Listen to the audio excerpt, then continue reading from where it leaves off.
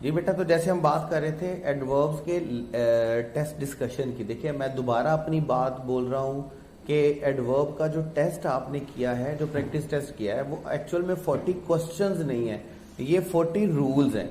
आप हर क्वेश्चन को अलग रूल्स के लिए देखेंगे और आप इनको नोट भी अपनी नोटबुक में इसी तरह करेंगे। Rule number 1, rule number 2, rule number 3। जैसे अभी ये देखिए, इस क्वेश्चन में हमारे पास वर्ड यूज हुआ है लेटली। वर्ड हमारे पास क्या है? लेट। अब देखें, जब हम एडजेक्टिव पढ़ते हैं तो एडजेक्टिव में हमारे पास कुछ तरह के वर्ड ऐसे होते हैं जिनके मीनिंग दो होते हैं। लाइक देखें, हमारे पास वर्ड होता है ओल्ड। ओल्ड का कंपैरेटिव में अगर हम जाएंगे तो एक ओल्डर का कंपैरेटिव में क्या होता है? ओल्डर। और एक वर्ड हमारे पास क्या बनता है? एल्डर। सुपरलेटिव हमारे पास क्या होता है? ओल्डेस्ट। और सुपरलेटिव हमारे पास क्या होता है? एल्डेस्ट। इसी तरह फार के साथ हमारे पास दो वर्ड होते हैं। एक वर्ड हमारे पास क्या होता है? फार्दर। और एक वर्ड हमारे पास क्या होता है? फर्दर। ठीक है। सुपरलेटिव में हमारे पास एक क्या होता है? फार्दर का सुपरलेटिव क्या होता है? फार्देस्ट। और फर्दर का सुपरलेटिव हमारे पास क्या होता है? फर्देस्ट। इसी तरह लेट के हमारे पास दो होते हैं। एक हमारे पास क्या होता है? LATER, लेटर और लेटेस्ट। और सेकंड हमारे पास क्या होता है? LATTER और उसके बाद लास्ट। देखिए, आपके वर्ड डिफरेंट होने से उनके मीनिंग भी डिफरेंट होते हैं। जैसे देखिए, अगर हम सेम फैमिली मेंबर की बात करेंगे, तो हम ओल्डेस्ट या ओल्डर यूज करेंगे। अगर हम आउट ऑफ फैमिली की बात करेंगे तो हम एल्डर और एल्डेस्ट अगर आप सेम फैमिली मेंबर की बात करोगे तो आप एल्डर और एल्डेस्ट यूज करोगे। और अगर आप आउट ऑफ फैमिली की बात करोगे तो तब आप ओल्डर या ओल्डेस्ट यूज करोगे। इसको करेक्ट कर लीजिएगा, मैं शायद बोलने में गलत बोल गया हूँ। उसके बाद अगर आप डिस्टेंस की बात करेंगे तो डिस्टेंस के लिए आप कौन सा वर्ड यूज करेंगे? फार्दर और farthest.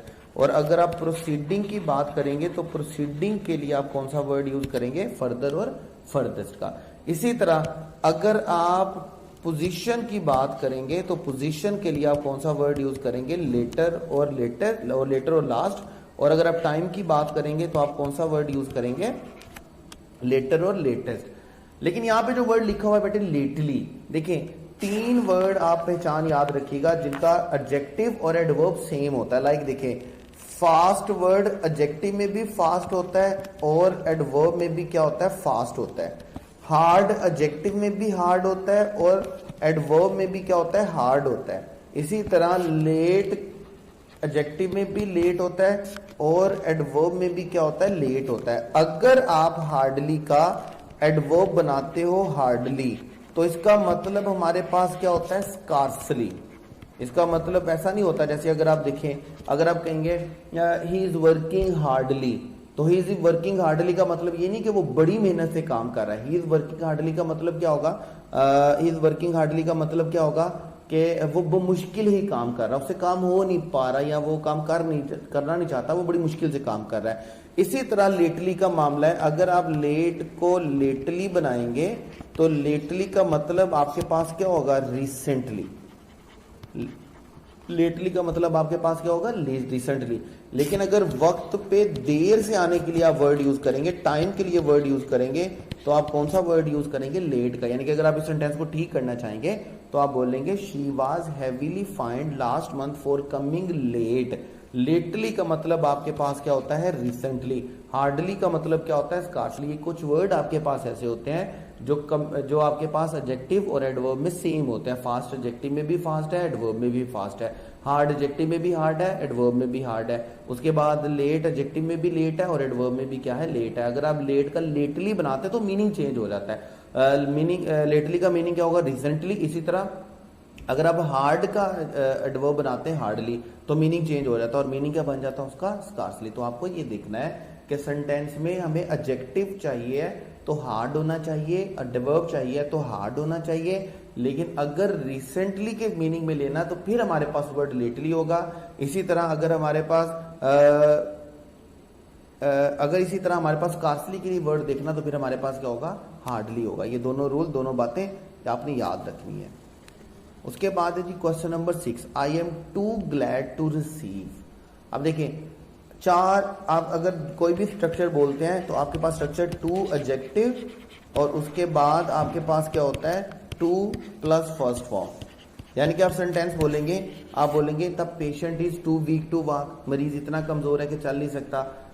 The water is too hot to drink, पानी इतना गर्म पिया नहीं जा सकता। इसी तरह आपने क्लियरिंग इन द स्काई में आपका सेंटेंस है isn't it too hot for you to do so much walking, क्या आपकी गर्मी इतनी ज्यादा नहीं कि आप वॉक नहीं कर सकते।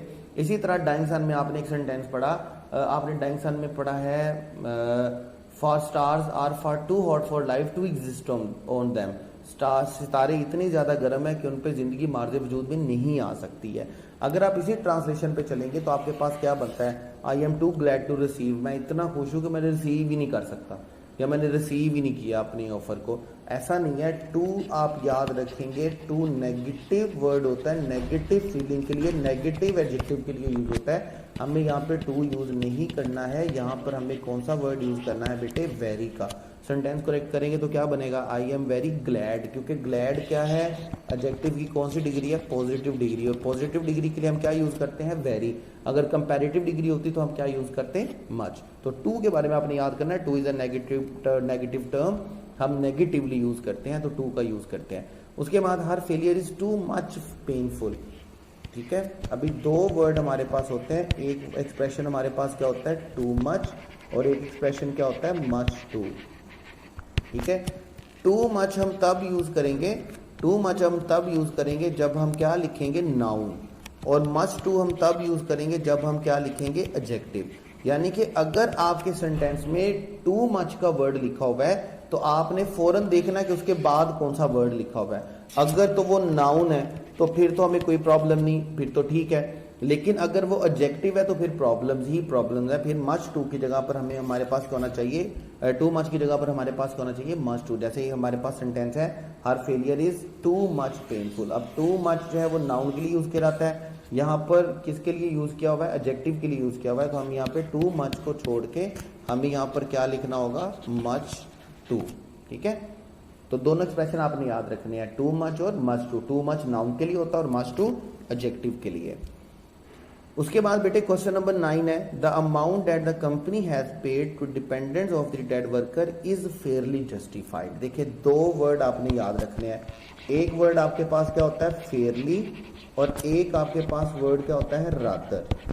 अगर आप पॉजिटिव एडजेक्टिव बताएंगे, अगर आप पॉजिटिव एडजेक्टिव बताएंगे, मतलब अगर आप किसी की अच्छाई बताएंगे, कुछ गुड क्वालिटी बताएंगे, तो देन आप कौन सा वर्ड यूज करेंगे, फेयरली। और अगर आप नेगेटिव एडजेक्टिव बताएंगे, नेगेटिव क्वालिटी बताएंगे, आप किसी की बुराई बताएंगे, तो तब आप कौन सा वर्ड यूज करेंगे, रादर का। आप जैसे देखेंगे यहाँ पे वर्ड लिखा हुआ है अनजस्टिफाइड। अनजस्टिफाइड नेगेटिव टर्म है, नेगेटिव एडजेक्टिव है, तो हम अनजस्टिफाइड के साथ फेयरली यूज नहीं करेंगे। हमें फेयरली को छोड़ के बेटे कौन सा वर्ड यूज करना होगा, रादर का। आपने दोनों वर्ड याद रखने हैं, एक वर्ड हमारे पास क्या होता है, फेयरली, और एक वर्ड हमारे पास क्या होता है, रादर। अगर आप कुछ अच्छा बता रहे हैं, अगर आप कोई गुड क्वालिटी बता रहे हैं, तो उसके लिए आप कौन सा वर्ड यूज करेंगे, फेयरली। और अगर आप नेगेटिव क्वालिटी बता रहे हैं, नेगेटिव एडजेक्टिव लिख रहे हैं, तो उसके लिए आपको कौन सा वर्ड यूज करना होगा, रादर का, ठीक है। तो दोनों वर्ड, जिस तरह आपने टू मच और मच टू याद रखना है, इसी तरह आपने फेयरली और रादर भी याद रखना है। टू मच किसके साथ आता है, नाउन के साथ, और मच टू किसके साथ आता है, एडजेक्टिव के साथ। फेयरली किसके साथ आता है, एडजेक्टिव, पॉजिटिव एडजेक्टिव के साथ, और रादर किसके साथ आता है, नेगेटिव एडजेक्टिव के साथ। दोनों टर्म्स आपने याद रखनी है। उसके बाद बेटे question number 10, she was hardly hit. अब वही बात है, जब हम हार्ड का वर्ड लिखते हैं तो इसका मीनिंग कुछ और होता है, लेकिन जब हम हार्डली का वर्ड लिखते हैं तो इसका मीनिंग हमारे पास क्या होता है, बेरली और स्कार्सली, बमुश्किल से। जैसे अगर मैं सेंटेंस बोलता हूं शी वाज हार्डली हिट, तो इसका मतलब है कि उसको बड़ी मुश्किल से इसका कुछ असर हुआ है। हमें यहाँ पे मुश्किल से असर नहीं बोलना, हमें बोलना है कि उसको बड़ा गहरा सदमा पहुंचा है। तो इसके लिए हम हार्डली हिट वर्ड यूज नहीं करेंगे, हम कौन सा वर्ड यूज करेंगे, शी वाज हार्ड हिट।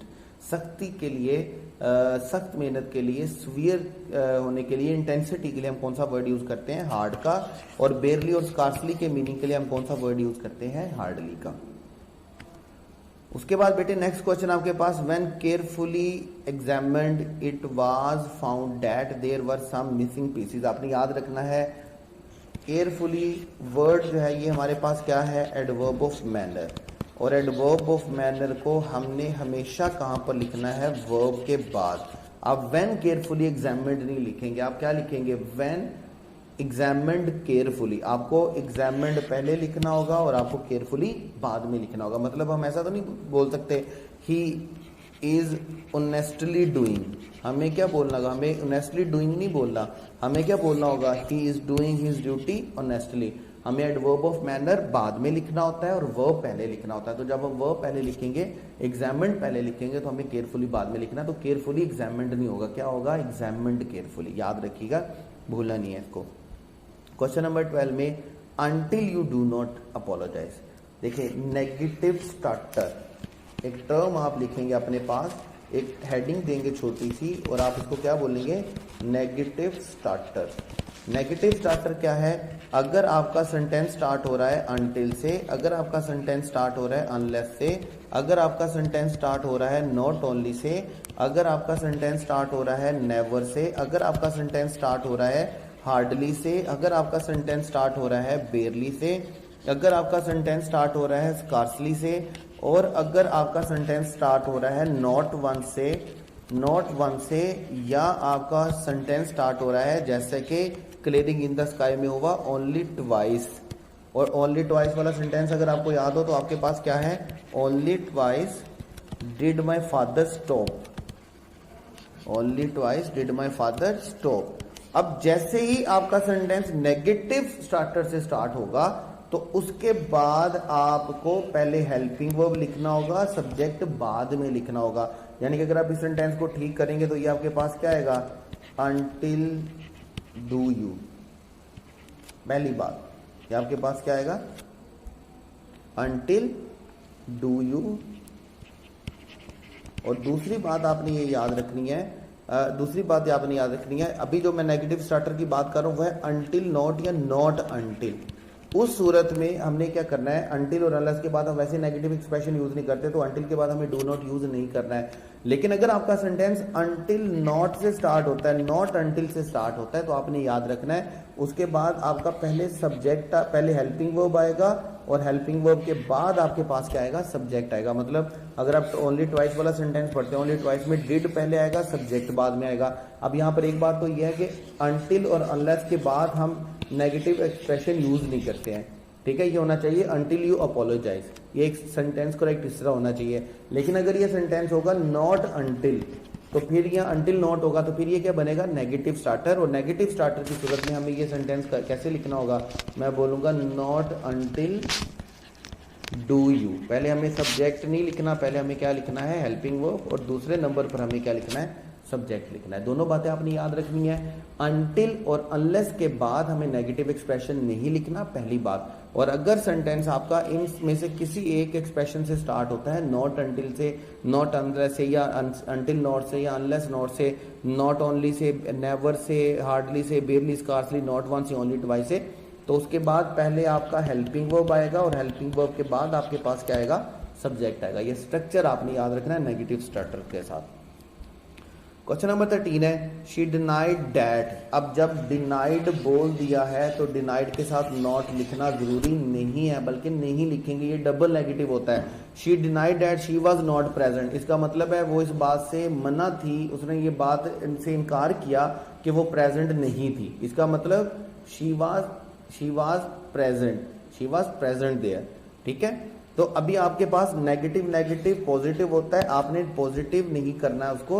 आपको ये करेक्ट सेंटेंस क्या होगा, she denied that she was present there, she denied that she was present there की ट्रांसलेशन क्या होगी, उसने इस बात से इनकार किया कि वो वहां थी। इसका मतलब उसने इस बात से इनकार किया कि वो वहां थी का मतलब कि वो नहीं थी। और अगर हम बोलेंगे उसने इस बात से इनकार किया कि वहां नहीं थी, तो इसका मतलब ये तो मतलब जैसे मैं अगर एक एक्सप्रेशन बोलता हूँ, अब आसानी के लिए आपको शायद थोड़ा सा कंफ्यूजन क्रिएट करने वाला लगे डबल नेगेटिव का, जैसे मैं बोलता हूँ I did not go nowhere. अब इस सेंटेंस में मुझे नोवेयर की जगह पे कौन सा वर्ड लिखना होगा, एनीवेयर। अगर मैं बोलता हूँ आई डिड नॉट, मैंने नॉट भी लिख दिया और मैंने साथ क्या लिख दिया, नोवेयर। तो अगर मैं सेंटेंस बोलूंगा I did not go nowhere का मतलब कि आई वेंट समवेयर, मैं कहीं ना कहीं जरूर गया हूं। नेगेटिव नेगेटिव क्या होते हैं, पॉजिटिव होते हैं। आपको दोनों एक्सप्रेशन नेगेटिव नहीं लिखने, आपको क्या लिखना होगा, I did not go nowhere नहीं लिखना, आपको क्या लिखना है, I did not go somewhere, और एनीवेयर लिखेंगे तो ये आपका सेंटेंस बिल्कुल क्या होगा, ठीक होगा। ठीक है, उसके बाद है जी क्वेश्चन 14। क्वेश्चन 14 में देखिए रिटर्न बैक, इसको हम बोलते हैं repetition of same idea, redundancy बोलते हैं हम। बड़ा कुछ मतलब कुछ बहुत ज्यादा इंपॉर्टेंट रूल नहीं है, लेकिन आपको टर्म पता होनी चाहिए, आपको पता होना चाहिए। रिडंडेंसी हम किसको बोलते हैं, रेपिटेशन ऑफ सेम आइडिया, हम इसे क्या बोलेंगे, रेपिटेशन ऑफ सेम आइडिया। अब रेपिटेशन ऑफ सेम आइडिया कुछ कैसे है, जैसे देखिए अगर मैं बोलता हूं रिपीट, और रिपीट के बाद मैं अगेन का वर्ड लिख देता हूं। अब देखें रिपीट का मतलब होता है दोहराना, और अगेन दोबारा, और अगेन का मतलब भी क्या होता है, दोबारा। तो मुझे रिपीट के साथ अगेन का वर्ड यूज नहीं करना है। बिल्कुल इसी तरह जैसे मैं वर्ड यूज करता हूं एडवांस, और एडवांस के साथ मैं कौन सा वर्ड यूज करूं, फॉरवर्ड। अब एडवांस का मतलब होता है आगे बढ़ना, और फॉरवर्ड का मतलब भी क्या होता है, आगे बढ़ना। रिपीट का मतलब होता है दोबारा, और अगेन का मतलब भी क्या होता है, दोबारा। तो मुझे इन दो टर्म्स को इकट्ठा नहीं लिखना, मुझे इन दो टर्म्स को इकट्ठा नहीं लिखना। इसी तरह रिटर्न का मतलब क्या होता है, वापस, और बैक का मतलब भी क्या होता है, वापस। तो मुझे इन दो टर्म्स को भी इकट्ठा नहीं लिखना, याद रखिएगा। बिल्कुल इसी तरह के एक्सप्रेशन आप याद रखेंगे। एक वर्ड आपके पास होता है बोथ, जब भी आप सेंटेंस में बोथ का वर्ड लिखेंगे तो उसके साथ आप एज वेल एज नहीं लिखेंगे, आपको उसके साथ कौन सा वर्ड लिखना होगा, एंड का। अगर आप बोथ के साथ एज वेल एज लिखते हैं तो इट मींस आप रिडंडेंसी का एरर कर रहे हैं, आपको बोथ के साथ एज वेल एज नहीं लिखना। बिल्कुल इसी तरह जिस तरह रिटर्न के साथ बैक नहीं लिखेंगे, रिपीट के साथ अगेन नहीं लिखेंगे, और एडवांस के साथ फॉरवर्ड नहीं लिखेंगे, इसी तरह बोथ के साथ हम एज वेल एज नहीं लिखेंगे। नेक्स्ट सेंटेंस है हमारे पास, I have given the examination. देखिए एग्जामिनेशन के लिए, एग्जाम के लिए हम दो वर्ड यूज करते हैं, या तो हम अपीयर का वर्ड यूज करते हैं, आई अपीयर्ड इन एग्जाम्स। अगर आप अपीयर का वर्ड यूज करेंगे तो साथ आपको प्रेपोजिशन कौन सा यूज करनी है, इन की। और सेकंड वर्ड जो आप इम्तिहान देने के लिए यूज करते हैं वो हमारे पास कौन सा वर्ड होता है बेटे, टेक का। मतलब इस सेंटेंस को मैं कुछ यूं बोल सकता हूं, I have taken the examination, या मैं क्या बोल सकता हूं, I have appeared in the examination.